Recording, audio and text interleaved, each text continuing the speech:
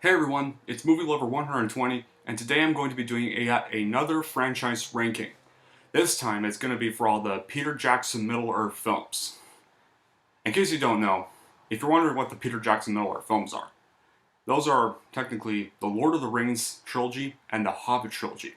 Yes, I'm going to be ranking both trilogy and ranking all 6 movies, from best to worst. So, how are we going to start this off? Well, we're going to actually start them in the chronological order they were released. So I'm actually going to be starting with The Lord of the Rings first. So, with that being said, there was once a time when fantasy was about to get revived, and a trilogy of books were picked up and found by a director at the time who wasn't really well known, mostly just for a few low budget horror films, Peter Jackson. And that trilogy was for none other than Lord of the Rings. And how did it all start? Well, it all started with the first film, and it became my second favorite Middle-earth movie of all time, and that is for Lord of the Rings, The Fellowship of the Ring. So what's this movie about? Well, thousands of years ago in Middle-earth, Lord, these called elves, dwarves, kings were given these rings of power. But this Dark Lord named Sauron forges one evil ring in a volcano, which is one ring to rule them all. An alliance of men and elves fought Sauron's forces in Mordor. Then one of them actually killed Sauron and took the ring for himself, but then he was later killed, betrayed by the ring, and then the ring was lost until a creature named Gollum, who we all know, found it. So a couple years later, so we all know Bilbo found the ring during his journey, but we're going to get to his trilogy after this trilogy. But the ring ends up being found by Frodo Baggins, and now he and 8 companions formed this team that we all know as the Fellowship, and they went to destroy Mount Doom, destroy for good. And why is this one my second favorite? Well, it was a perfect way to start such a phenomenal trilogy, like so much stunning visual effects, like the firework display at the beginning, and the even town of Rivendell, such top-notch acting from Viggo Mortensen, Ian McKellen, and the late Christopher Lee, rest in peace, and even the recently now late Ian Holm, may he also rest in peace. And some very suspenseful and exciting action sequences, like when the Dark Riders come to look for Frodo. Amazing and very epic soundtrack that fits the tone of the film. It follows the source material amazingly well. It stays so true to the books. And very excellent costume and makeup design for the characters. And of course, there's also Gandalf's famous line, "You shall not pass." That is still one of my all-time favorite lines in history. Now, the two bad qualities, well, the action scenes can feel a bit kind of like a video game, but then again, guys, this was released in 2001 when visual effects weren't really all that good back then, so it would actually make sense. And and of course, there's Liv Tyler's role in the film. Now, they do expand her role in the 2 follow-ups, but this one she kind of has a forgettable minimal role, but she does somewhat useful, like getting Frodo to the elf's area and healing his wound after he was stabbed by the Dark Riders. Yeah, that was probably the only really useful thing she was known for. In this film, anyways. Now, how would I rank this one? Well, I would of course rank it a 10 out of 10. It's my second favorite Middle-earth movie. It was a great start to a trilogy, much like in the veins of Star Wars: A New Hope. And it's still one of my favorite fantasy movies of all time. But, however, this wasn't the only film made because, well, we got yet another. We still adopted the second book in the series, and it's actually my third favorite Middle-earth movie, and that is for The Lord of the Rings, The Two Towers. Now, sure, it's not nearly as good as Fellowship, but it's still a masterpiece, and it's still such a great sequel nonetheless. What happens in this one is, well, after the events, it's set after Fellowship of the Ring, where that left off, where Frodo and Samwise are continuing their journey to Mount Doom to destroy the One Ring, with some help from the ring's original owner, Smeagol, aka Gollum, who is still one of the best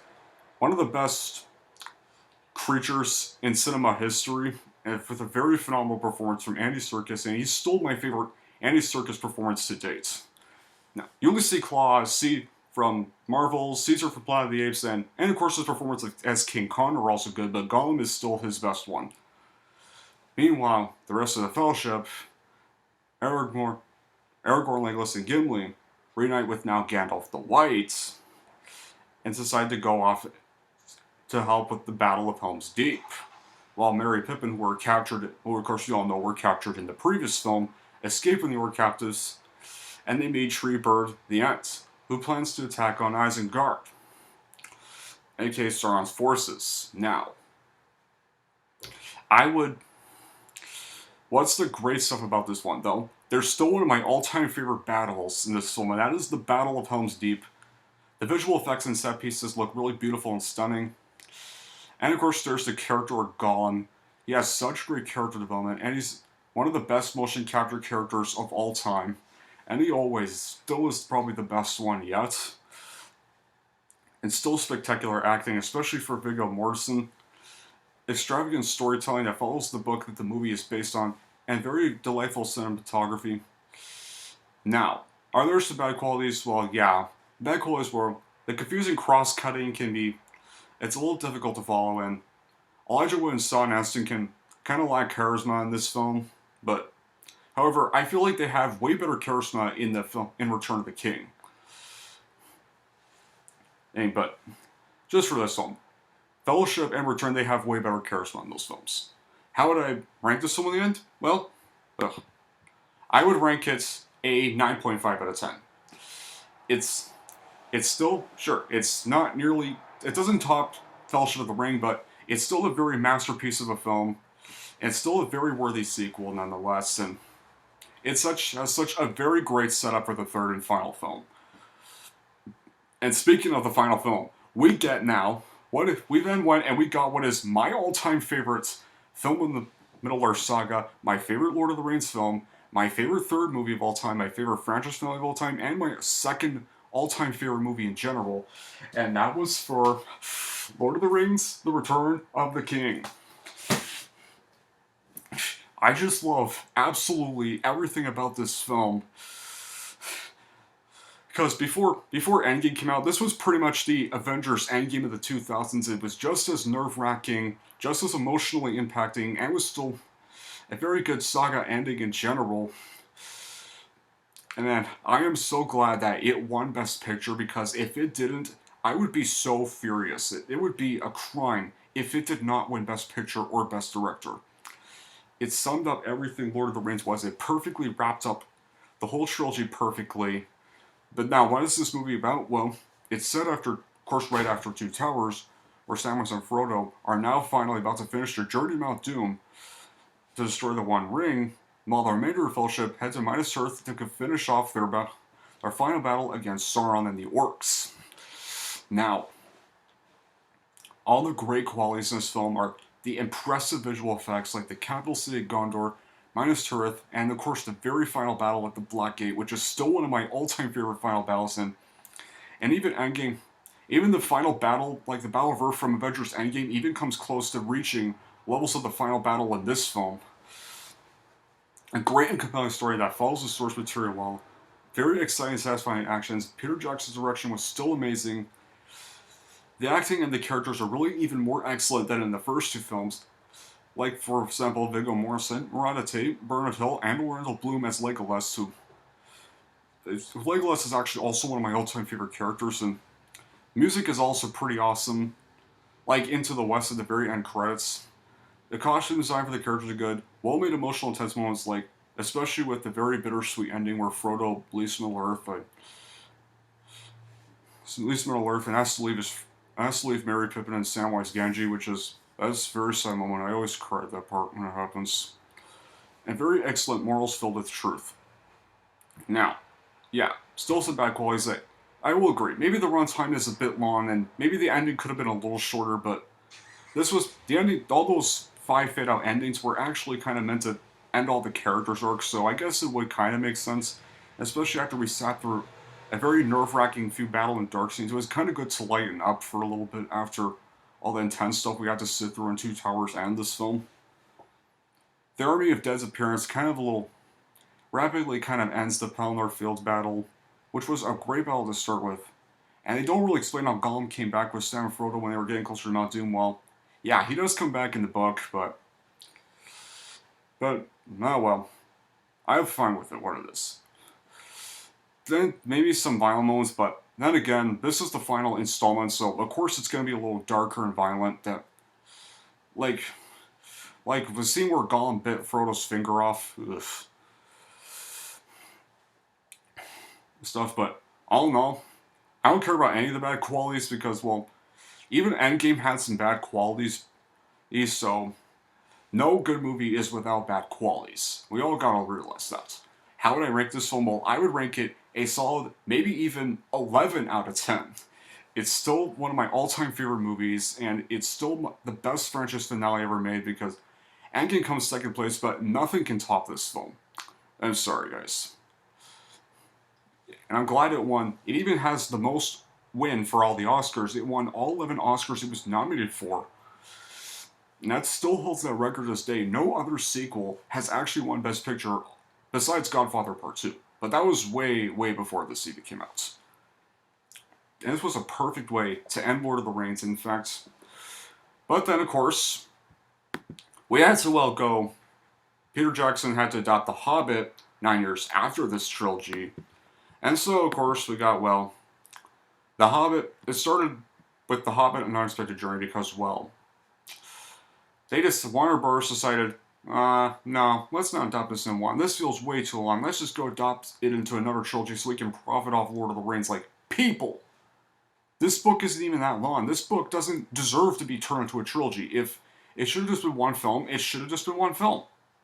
Simple. It was actually supposed to be a two-parter film, but no.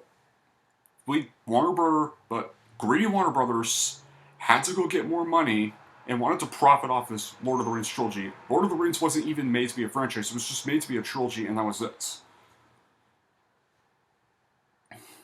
What's this one about? Well, we all know it's a prequel. It's about Bilbo Baggin's younger years and going off to kill this dragon and help these dwarves reclaim their land. The dragon's of course named Smaug. Now, I couldn't actually not wait for this film. It was good to see Middle-earth come back to the big screen, and I was actually pretty pumped. But when I saw it, it was alright. It's not bad. It's a decent film. They're the good stuff. Well, there's beautiful scenery, excellent score, a brilliant cast like with Martin Freeman, Richard Armitage, and still the great Ian McKellen as Gandalf, and it was even good seeing Gollum return for a cameo in this. So that was good. Good. And even all the dwarves actors were pretty good. And it was good to see Christopher Lee come back for Saruman too. So I'm glad that at least some actors came back and reprised their roles. The bad stuff. It went way too comedic at times. Like, Lord of the Rings had some comedic moments, but it didn't over-rely on them. And rely on the more serious stuff when it needed to be serious. Martin Freeman is good as Bilbo, but he wasn't really leading man material, and the Goblin Town song is really unnecessary and was really cringe. And so was the stock scream. It was very unnecessary. So, now, but how would I rank this film? Well, I would rank it a 7.5 out of 10. It's not a bad first installment, and at the time, it's probably the only decent of the Hobbit films, and I was hoping that maybe the other two films would be somewhat better, and this was only the first installment, but of course you all know how that turned out. Because speaking of that, the next film we got after Unexpected Journey was very, very disappointing, and that was The Hobbit, The Desolation of Smaug. Now, while I did somewhat enjoy Unexpected Journey, I actually could not wait for Desolation of Smaug, and when I came out, I was so let down. Like, when I saw it, I felt so ripped off that I just wasted a year of my life on. Like, this trilogy was even faithful to the book. And they even tried too much fan service, like bringing Legolas into this film, even though he's not even in the Hobbit book, because I actually read the Hobbit book in high school, and he's not even in the book, so bringing him back is a very pointless idea. I get he's a fan favorite character, but we didn't need to see him in this trilogy if he's not even in the book. And I also did not like that elf girl Tariel and her relationship with yeah, I think Philly is it. Yeah, their relationship was way too forced and it was very unnecessary times. And plus, there's also way too much CGI. And plus, now the good stuff. Martin Freeman's acting is still good, but he barely even gets any screen time in this film. He only really shines in the scenes with Smog, which is literally near the very end of the film. Now, and for oh yeah, speaking of Smog, Benedict Cumberbatch is really good and very nailed the role of Smog, and I did like that. Very awesome, and even though most of the scenes were a little dragged out, and especially there was this 20-minute scene where the dwarves were running around thinking they could defeat him, but that was only hinted at the only possible way of defeating him. But the worst aspect is that they make Smog look like an unintelligible creature. Now, all this in that final bad quality, the whole movie just builds up to that one scene that's literally just meant to forcibly set up the opening scene for 3. Yeah, and plus the ending was really, really bad. It basically just ends with Smog saying, "I'm gonna go destroy him, and you can all watch him die. I am fire, and I am death." And he flies off, and then Bilbo just starts going, "What have we done?" And that's it. That's just the end of the movie. It's just meant to be a lazy, forced way to set up the final film. And yeah, that really infuriated me with how they just ended it like that. Well, I get it was meant to set up there was since a forced third movie because they forced it as a trilogy, but that was really not the way to go. But how would I rank this film? Well, I would rank it a 6 out of 10. I wouldn't say it's one of the worst sequels ever made, but it's definitely not a good film in comparison to Lord of the Rings or the first Hobbit. But, of course, after that, the true worst Middle-earth movie we got was, of course, The Hobbit Battle of the Five Armies. Now, you guys think Desolation of Smaug is bad? Battle of the Five Armies is the absolute worst Middle-earth movie of all the Middle-earth films. Like, there's just so many problems I have with this film is that it feels way too short, nothing even gets built up, and there's so much CGI. I could tell it was barely even done. Right? And I could tell some of it didn't even look finished. Like, they should have just kept Desolation Smaug and Battle of Five Armies combined into one film. If it needed to be just a two-parter film, then it really should have just been a two-parter film. Now, it also had a decent final battle, but it was very lacking. There was barely any build-up in it, and plus it's not really impactful. Plus, I did not like Thorne in this film. He was quite a complete. He was actually kind of a complete jerk throughout most of this movie, and he can't even because he won't even after Smaug is killed, he won't even share his gold with all the other lake people after they've lost their home because of the greedy ruler of it. Okay. Plus the final battle between him and Azog is barely even well done because they just stab each other to death, really. Now, I knew Thorne was going to die because, well, he does die in the book, so I kind of knew that was going to happen, but it's very well built up, and it's not even really that emotional. Really. It's just an okay scene, really. Plus Tariel and either Philly or Killy, but one of their relationships is still forced and very unnecessary, and especially, I do not like Tariel's cringy, "This is love, I do not want it," when he's holding Philly's dead body, like, she barely even knew him. She only knew him for, like, a day. It's not even love. But, it was just forced to appeal to the romantics. But, all in all. But, now, what I did like about this film is, I still like Martin Freeman's performance, and I still like Ian McKellen's performance, and I still liked how the ending it ends with the scene with Gandalf revisiting Bilbo, and in that very opening scene, Fellowship of the Ring, except it's now shown from Bilbo's perspective, so I'm glad it showed that because, well, that was meant to because we all know Lord of the Rings comes after this film, so that was definitely a very good bonus, and I love how they feature a scene with Sauron as another good way to set up Lord of the Rings, so I'm glad this movie actually tried to have some tribute to setting up Lord of the Rings. So those were kind of the only good qualities of it. Now, I would give, despite that, I would give it a very bad 4 out of 10. It's the one I never like watching the most. It's such a boring watch to get through. It's, my opinion, most hated Middle-earth film of all time, and just, yeah, it basically ended the Hobbit trilogy on such a disappointing note, and it's still one of the most disappointing finales of all time. Now that that's all over, how am I going to rank all these movies? Now, from best to worst, it goes like this.